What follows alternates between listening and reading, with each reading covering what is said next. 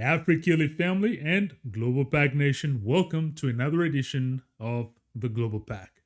This is Tony Mfumu Simba on this Thursday, April 17th, 2025.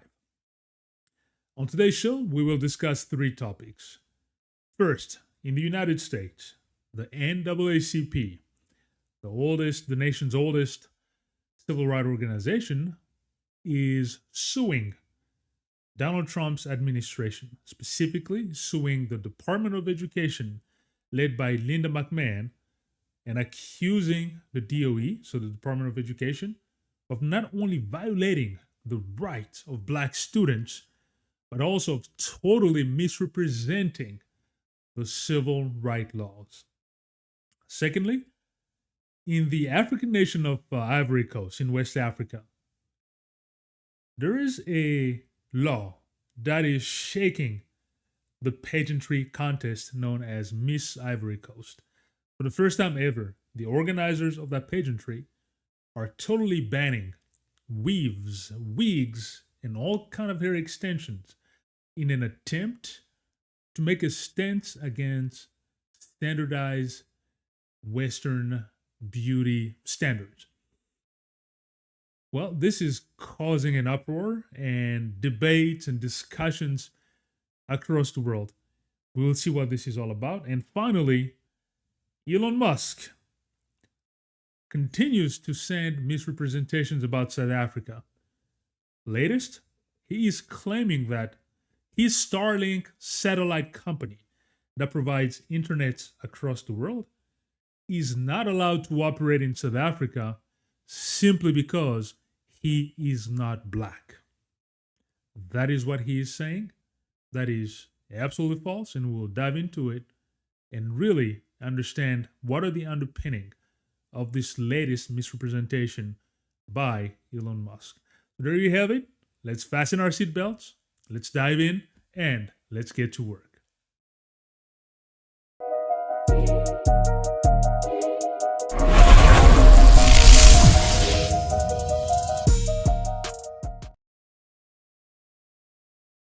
AfriKili family and Global Pack Nation, it is always a pleasure for me to come in front of you. And on that note, thank you to every single one of you that are supporting this new platform, this new live concept called the Global Pack Show. Thank you very much. Global Pack, meaning Global Pan-African Community.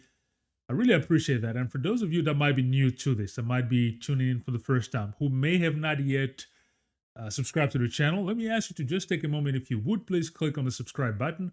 Only takes a second, but it helps tremendously. It will help me grow this platform, but it also allows you to become an intricate part of the dialogue, of the conversation as we're growing, so that we grow this platform together and meet the objective that we've set for ourselves in 2025. I have no doubt that we will achieve that and continue this mission, which, as you know, is to build bridges and strong coalitions across the Global Pack so that we may elevate the condition and elevate the entire Global Pack. Global Pack standing for Global Pan-African Community. So we're talking here about people of African descent, people on the African continent, people that immigrated hundreds of years ago. So we're talking about African Americans, but also immigrants within the United States, first, second generation immigrants. We're also talking about the Caribbean. So essentially, the Global Pack is the global Pan-African diaspora. So there you have it. All right, we have a lot on our plates for today, but today the goal is really to keep it short. I know the last few shows we've been going close to an hour. We will try to make it short. Oh, I almost forgot. Special announcement. Remember, what did I say Monday? I announced that tomorrow, mark your calendars, tomorrow, Friday, the 18th of April, we are starting our first business series. Remember, I announced that we will have a series that will cover a series of steps to allow anybody, and I mean anybody, to use a framework that would allow you to transform an idea into a thriving business. This is a proven method that is being taught in some of the best business schools in the world, including the one I attended. So these are frameworks that work, that businesses follow, and that you too can learn. And I guarantee this business framework will allow anybody to transform an idea into a thriving and tangible business. It is a proven method. So come in tomorrow. So it's going to be a weekly series. The goal is to have it every Friday. We'll break down the steps. And over time, if you follow along, the idea is to help you walk through that inception phase and arrive at a launch phase. So I'll be with you every step of the way. This will be an interactive concept, but I'm very excited about that. So starting tomorrow, all right, Friday, April 28th, we're starting our business series so that we bring you tangible solutions, right? So this platform is not only about complaining, accusing. No, as I've always said since the beginning, AfriKili and the Global Pack is about advancing and really giving tangible solutions. So come tune in tomorrow and you will not be disappointed. Trust me. All right, so let's go into our show today.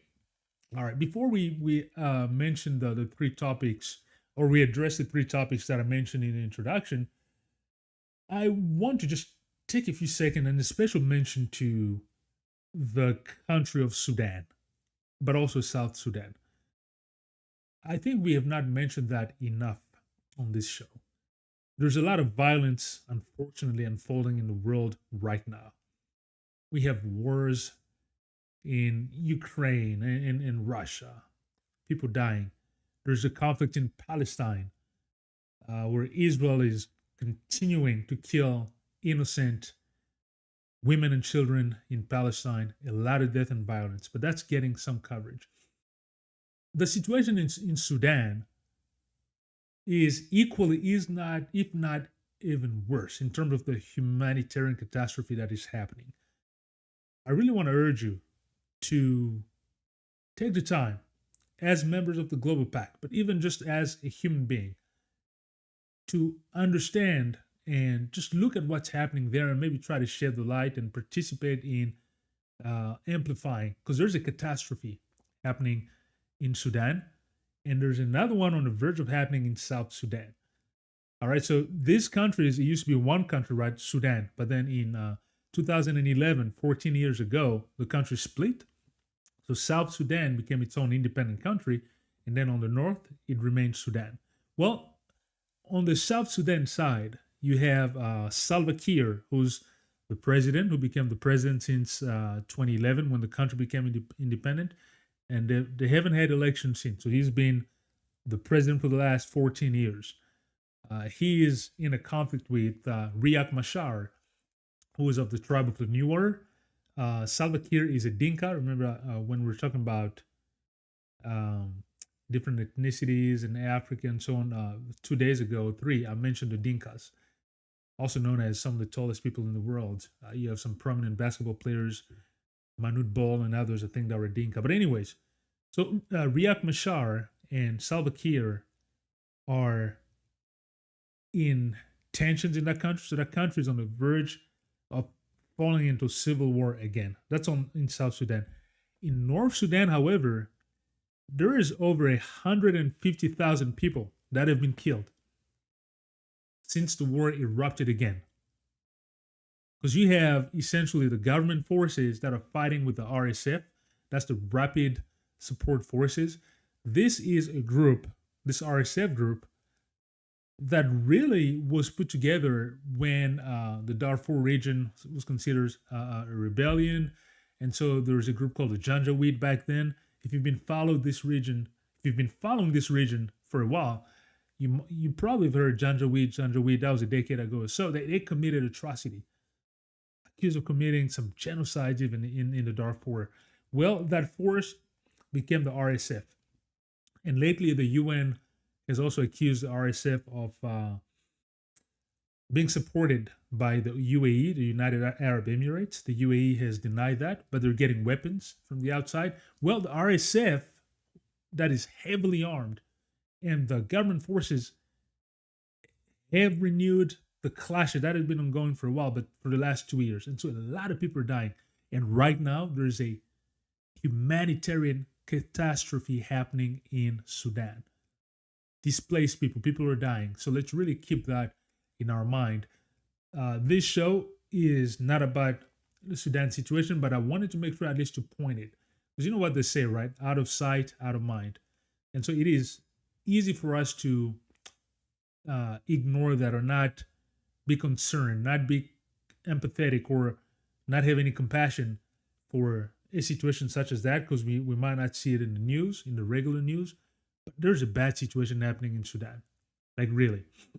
And so I hope that in the coming days I might be able to dive deeper into this so that I can really give you some insight on what's happening. Because again, looking at the standard media channels, it's not a story that's getting a lot of coverage. Today, everything is about Donald Trump. Wherever you look, it's Donald Trump. Donald Trump this, Donald Trump that, Donald Trump this, Donald Trump that. Yes, Donald Trump is bringing clicks and creating a lot of media waves, but there's a lot of other serious issues happening, and people are literally dying by the day. So let's definitely keep the Sudan situation in our mind. Okay, that being said, our first official topic today was the NAACP. All right, the National Association for the Advancement of Colored People, the oldest civil rights organization in the nation. I've talked about it many times on this platform, about its funding with people including one of my heroes, W.E.B. Du Bois. So it's an old organization. Well, this organization is suing the the Department of Education. So it filed a federal lawsuit of Donald Trump's Department of Education, which is led by Linda McMahon, who was the wife of Vince McMahon. If you're a wrestling fan, the WWE, Vince McMahon used to be the CEO, right, of the wrestling organization. I think it's Worldwide Entertainment, something like that, WWE Wrestling. But anyways, his wife, who's been leading the Department of Education, well, back in February, she issued a letter, and that letter was called "Dear Colleague." That letter was distributed to essentially schools around the nation, right? And so here, the Department of Education essentially was threatening all the schools to have their funding withheld if they did not eliminate all DEI programs, so diversity, equity, and inclusion programs, and stopped considering race in, essentially across the board, whether it's in the hiring and even in curriculums and so on. So now, as a result of that, the NAACP, after reviewing a lot of the practices, essentially sued the DOE. And so here's what was declared by Derek Johnson. Derek Johnson is the CEO, the president of the NAACP. So Derek Johnson says this. He says, the Department of Education, tasked with the responsibility to protect the civil rights of all children, has instead claimed systematic racism does not exist, effectively sanctioning the very discrimination that our civil rights laws were designed to prevent.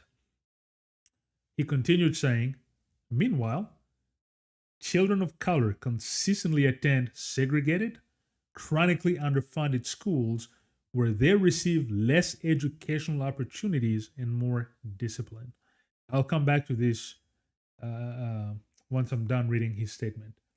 And so finally, he concludes by saying, denying this truth doesn't make them disappear. It deepens the harm.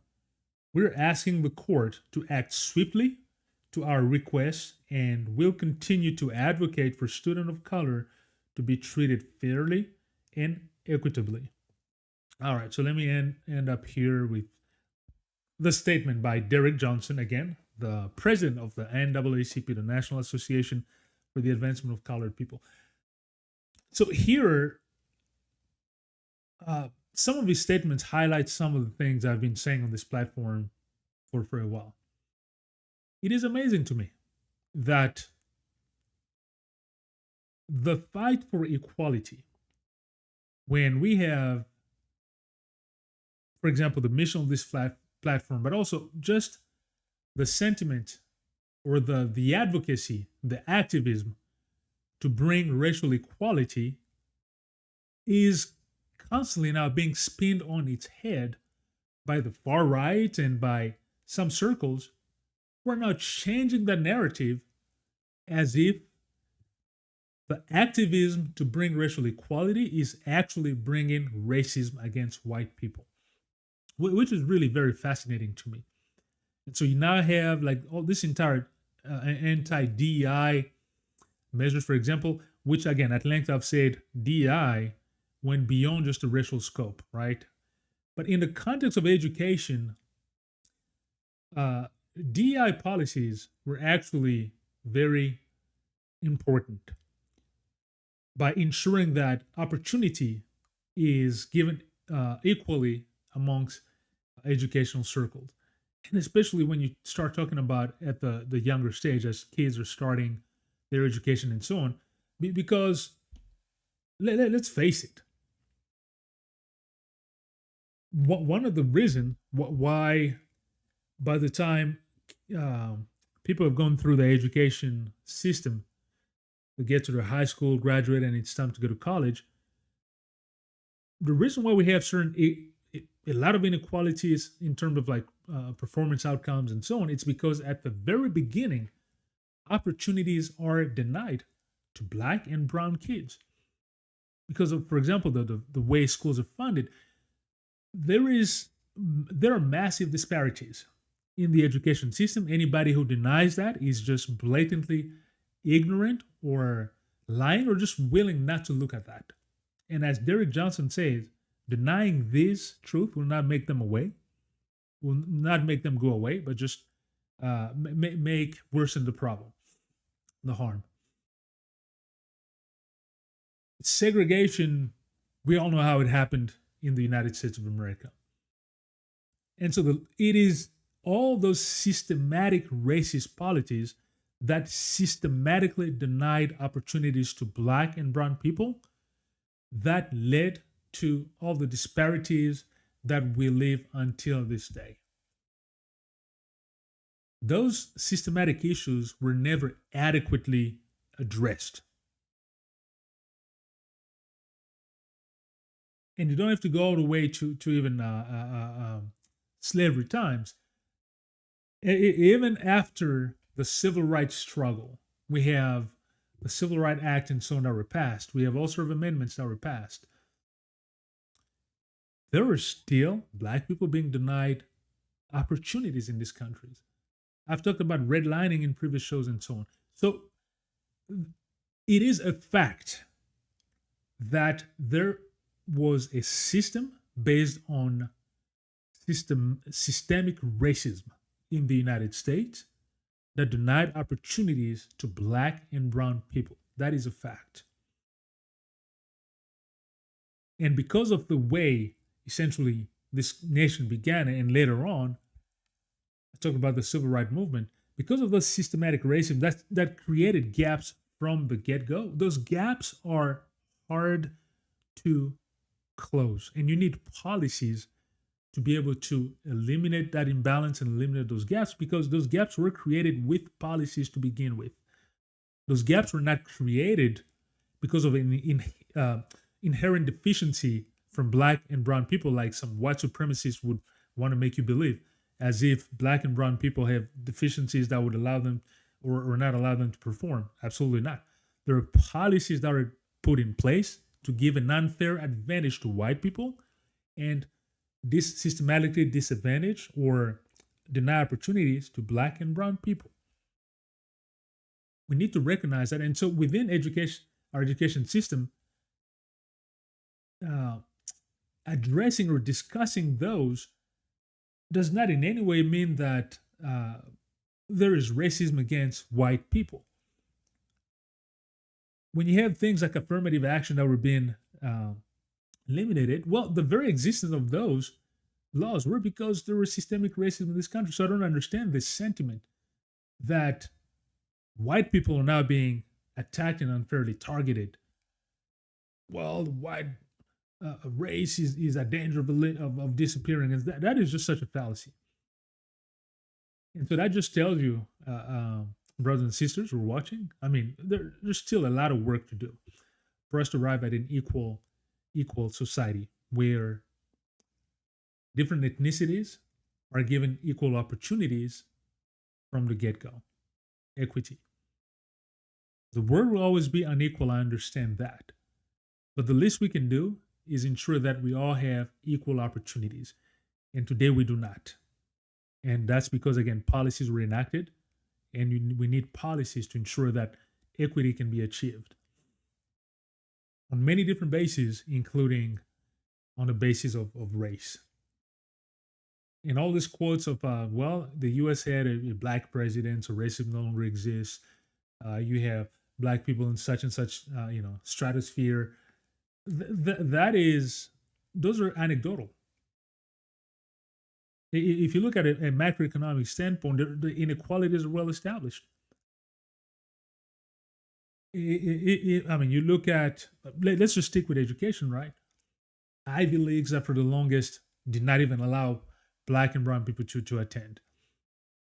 You have affirmative action, you have people that are let in, and people that are excelling. People like Ketanji Brown, Jackson Supreme Justice. I mean, she's certainly not a non-deserving person. She is smart. So you have a lot of brilliant people that were granted opportunity and that are excelling. And so here's also a fallacy where they're trying to make you think that all these diversity measures essentially are bringing in non-qualified individuals. No, it's DEI, or I would say in education when we had affirmative action and so on, came in support of people that are already qualified to begin with. It is not a fact that people that maybe benefited from things like affirmative action ended up being performing less than others. Absolutely not. They were competent to begin with. It's just a matter of opportunity. Opportunity needs to be granted. So this lawsuit here, I mean, I'm very, very happy that it's been put up. So there's an interesting quote here where like Derek Johnson is saying like things like it's a misrepresentation of civil laws, which I wholeheartedly agree. Because again, the very existence of those laws was because inequalities existed. So the battle continues, the struggle continues. So this story will continue following, and then see where it ends. The Department of Justice, we know, is led by a Trump appointee, from Florida, who is a staunch Trumpist. So I don't have a lot of hope there of seeing how this will unfold, but at least a lot of light is being shed on that, and for you all out there in the global PAC in the United States of America, let us not underestimate what is being done today, and let us stand and fight for the narrative.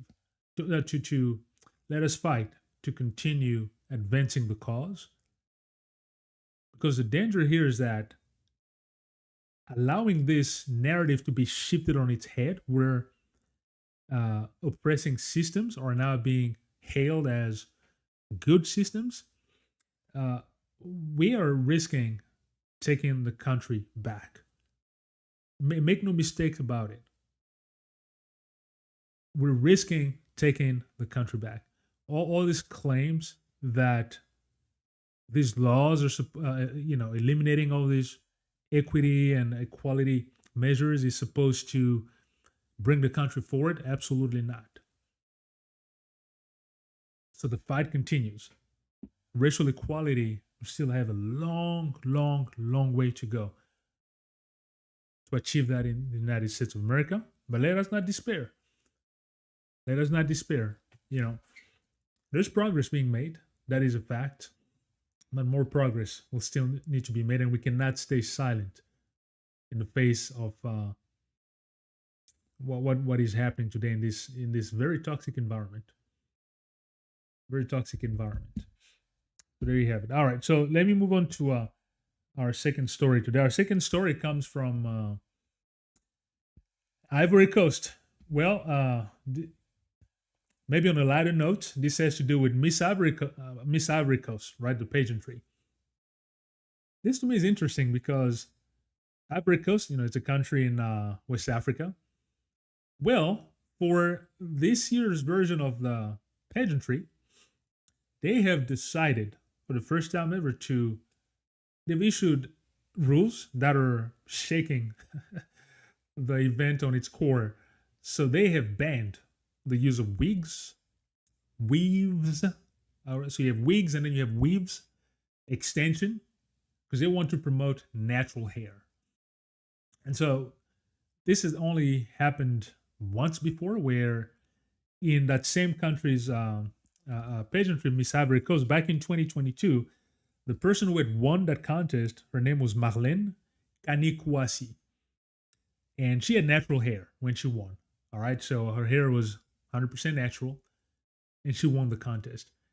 And another time that's been something like that happened was in France. Actually, this past December, there's a lot of racism against the lady who won Miss France. It was a black woman from the global pack from the Caribbean island of the Martinique. She was 34 years old.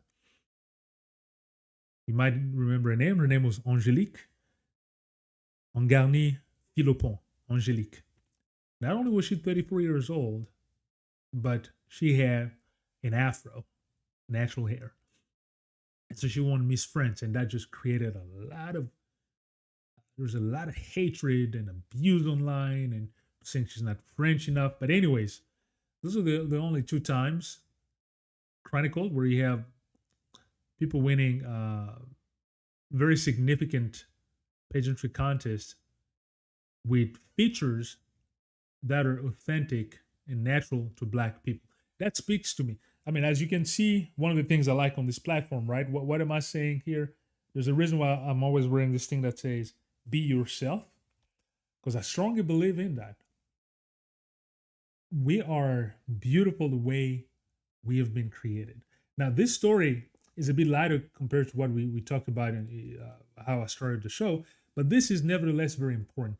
This goes in line with what I was talking about 2 days ago when I mentioned Vibes Cartel. Remember Vibes Cartel, who is the dancehall artist from Jamaica, who was interviewed on the radio and said he will no longer bleach his skin because that's something he used to do a lot. And we mentioned how that was unfortunately an attempt for many people to try to reach beauty standard that are European beauty standard, because that has proliferated the world for the longest. And so those are the standards that were being put up as if those were the ultimate beauty standard, having a skin that's as light as possible, close to European skin, having hair features that are straight and soft as possible. And so I was glad when Vibes Cartel mentioned that, and I said it was good because we need more black prominent influencers, artists, celebrities to constantly hammer that point and showcase that it is okay to have a very beautiful black skin. You don't have to risk cancer and all these things by applying bleaching creams, whitening creams. So that was fantastic. And so when I see this pageantry here in Ivory Coast, that is awesome. It goes in line with that. And so this is something to be commended, right? It is something to be commended. So they say this year, all natural. So it's in that same message, wanting to advance beauty standard. Now, obviously, there's going to be a fight here. I was seeing that in Ivory Coast, for example, the wig industry is a $300 million a year industry, massive industry, because those natural hair wigs, based on what I was reading, can cost anywhere between $200 to like $4,000. Natural hair wigs, and then synthetic wigs started around $10, can go up to like $50 and so. So no, up to like $200. A few years ago, I don't know if maybe you guys watched this, but Chris Rock, the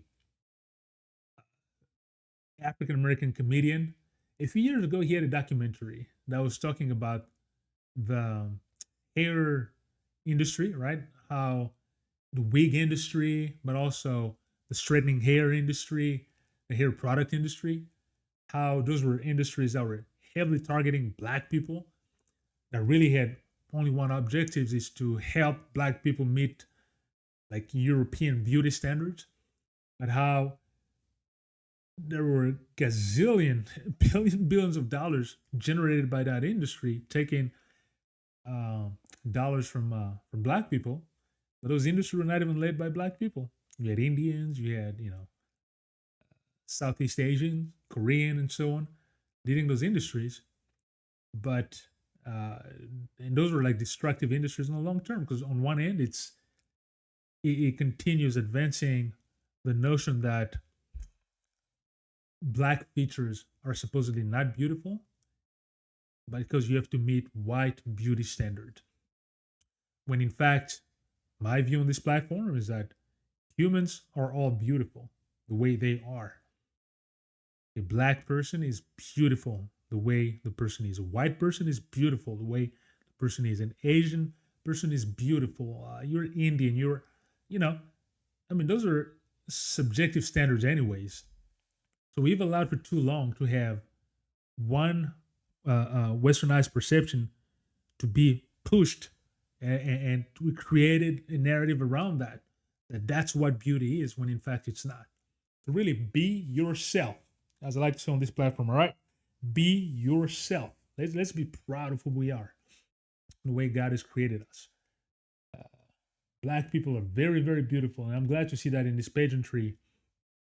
That's what they want to advance, and hopefully we continue seeing this, because as you do stuff like that, even in the subconscious of younger girls growing up, when they see a Miss France, a Miss Ivory Coast, a Miss something, when young black girls see that and they see that they're 100% natural, that is fantastic. It gives them confidence that, you know what, I am beautiful the way I am, right?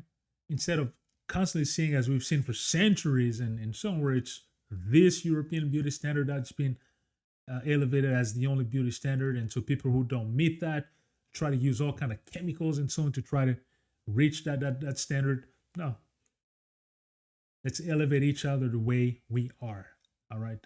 And me personally, I mean, I just love people with natural hair. That's just the way. That's my personal preference.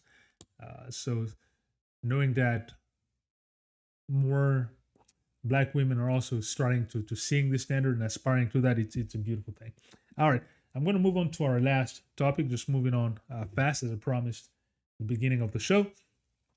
Our last topic today is about Elon Musk.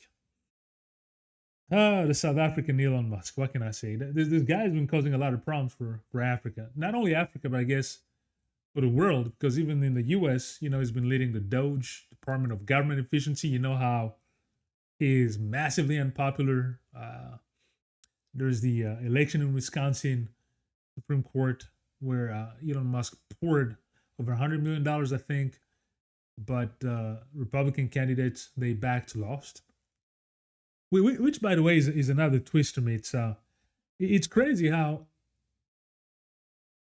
the justice system in the United States, when you have judges that are voted, that's just a bit counterproductive in my case. So you essentially bring in judges into the political system, and then you wonder why even in Supreme Courts, where the law is supposed to be nonpartisan, but you have rulings where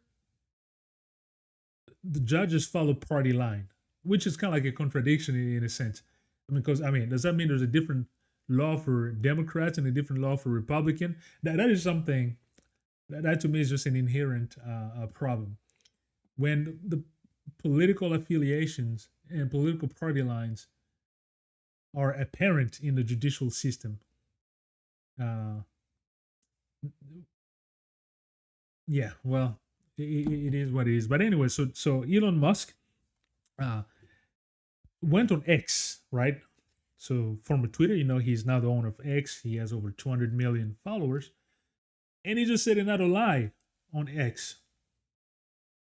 Maybe not surprising for others, but he said that his Starlink company, Starlink is the company that provides satellite internet connection across the world by satellite. So essentially, internet signal is beamed, so that allows people to get internet in the most remote areas of the world, because you don't need to build a fiber optic cable infrastructure, but instead the signal is coming from the air, kind of like cell signal. So even in remote rural areas and so on, internet, high-speed internet is easier to obtain when you have satellite being signal being beamed that way.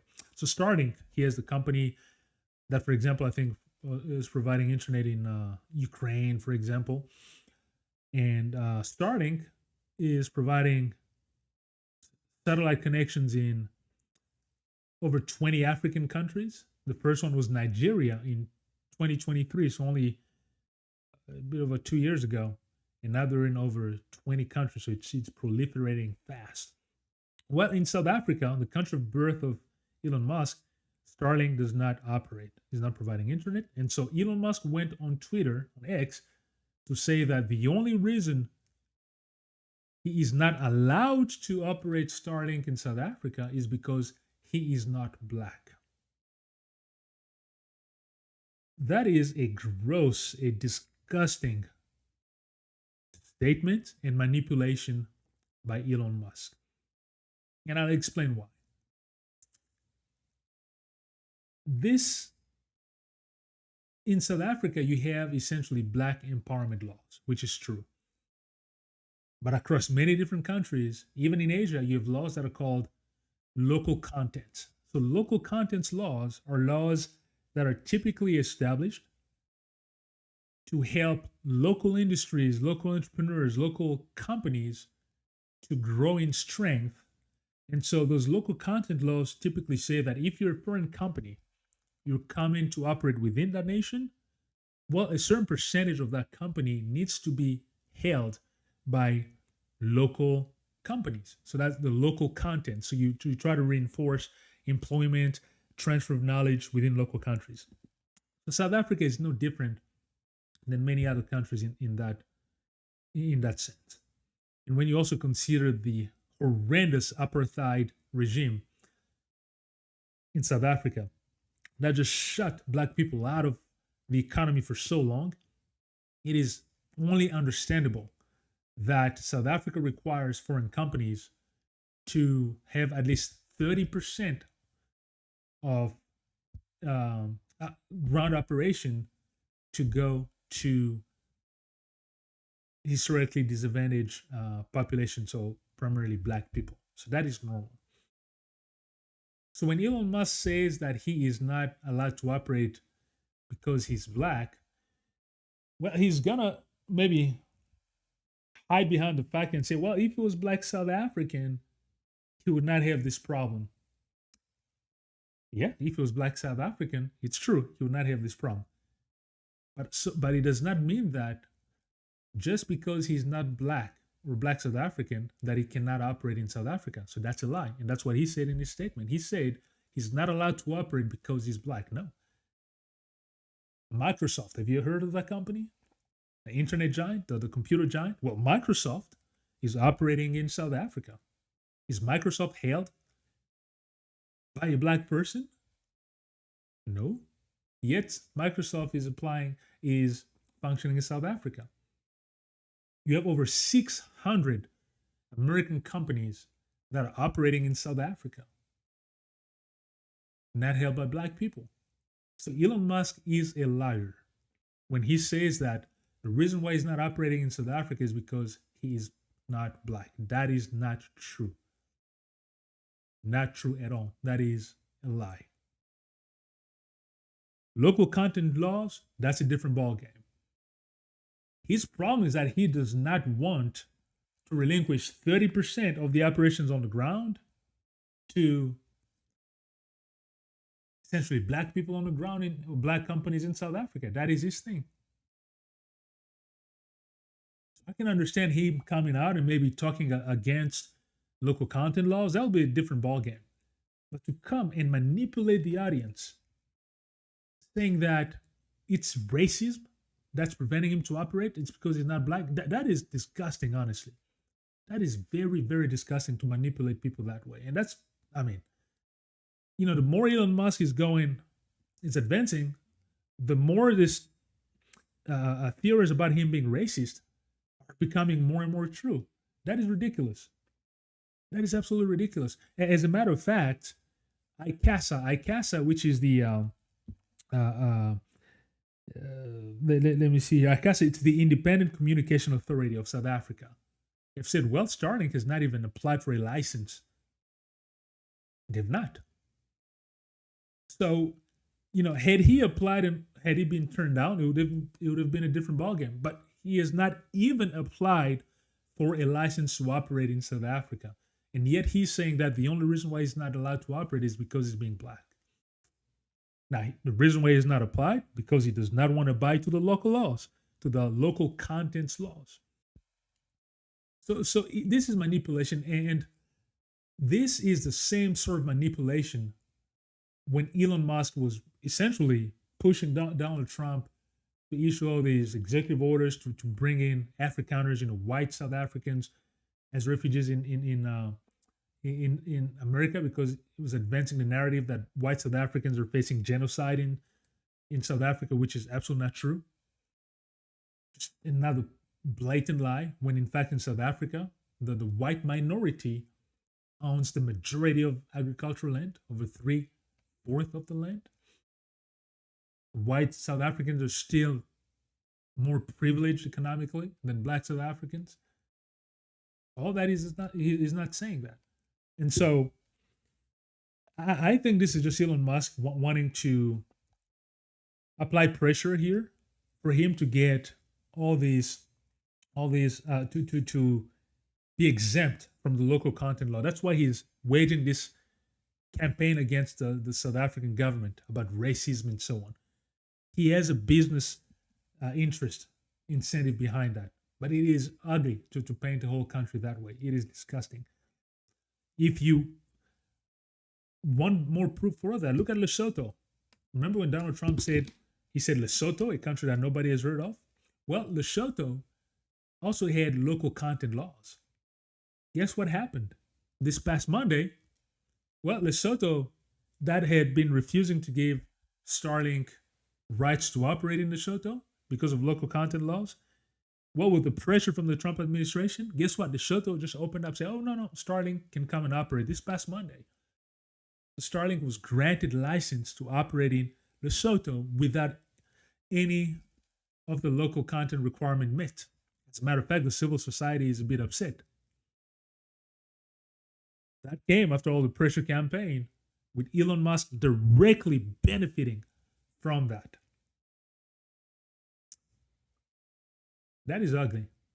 Next door to Lesotho or to South Africa, you have the country of Namibia.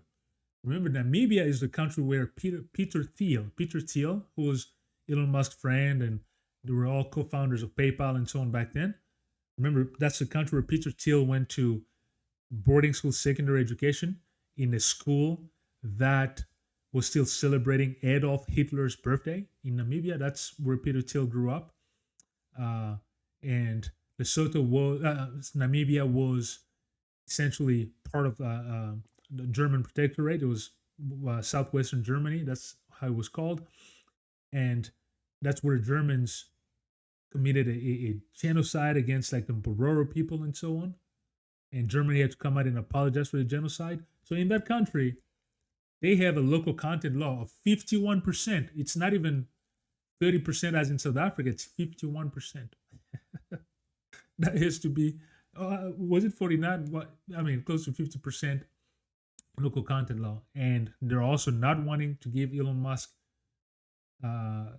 license to operate until his company meets that local content. So essentially the way it works, because Starlink is, Elon Musk might be born in South Africa, might be South African, but his company is an American company. So it's not a foreign company. So when you want to operate in those places, you have to create a local local holding company, right?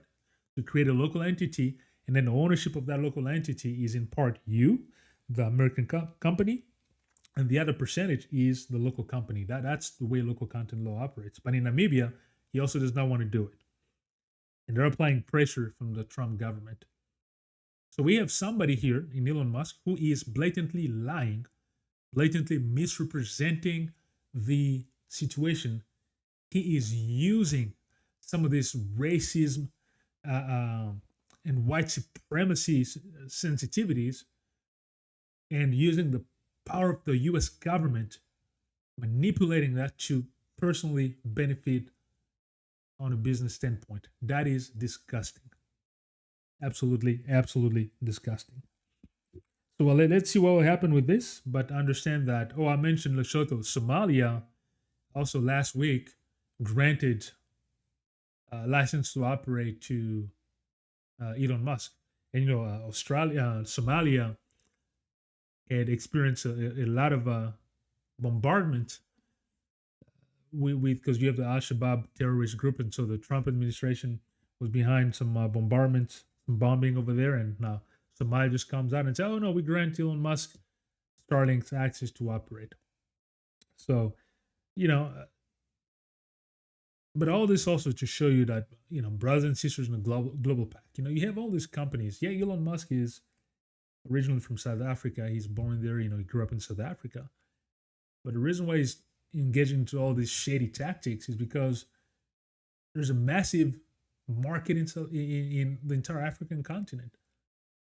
So it really behooves us to unite in terms of like business coalitions, partnerships to take advantage of the nascent African market. Africa with a population projected to go to like $2.5 billion, massive market.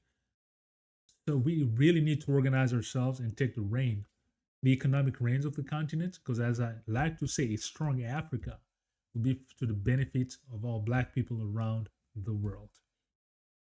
There you have it. All right. So this concludes our topic, our discussions for today. 46 minutes. Okay. Not bad. At least we're under 1 hour. So to close the show today, as has become the tradition, so I will close with a quote from somebody that I admire a lot. So this is Mr. Neil deGrasse Tyson, the astrophysicist. So this is his quote I'm going to end up with today. This comes from his book. I think I presented it when I was doing the AfriKili produced shows. His book called Starry Messengers. Honestly, that's one of my favorite books. Starry Messenger. It is an awesome, awesome book. A lot of these issues we talk about on this platform, politics, race, education, that book does a fantastic job to show you that a lot of these faulty lines, right, are actually easy to cross if we take a cosmic perspective or a bird's eye view, an eagle's view, right? And so that's what this book does. It's a fantastic book.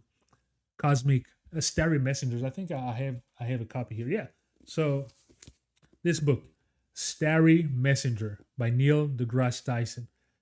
Highly, highly, highly recommended. It's a fantastic, fantastic book. I've read it so many times and I just love it. Anyway, so in that book, this quote comes from the last chapter called Coda, Life and Death. And so in that book, Neil deGrasse Tyson says, why not strive to make the world a better place today than yesterday, simply for the privilege of having lived in it? And I mean, really, why not strive to make the world a better place today than yesterday, simply for the privilege of having lived in it? So here, Neil deGrasse Tyson was talking about the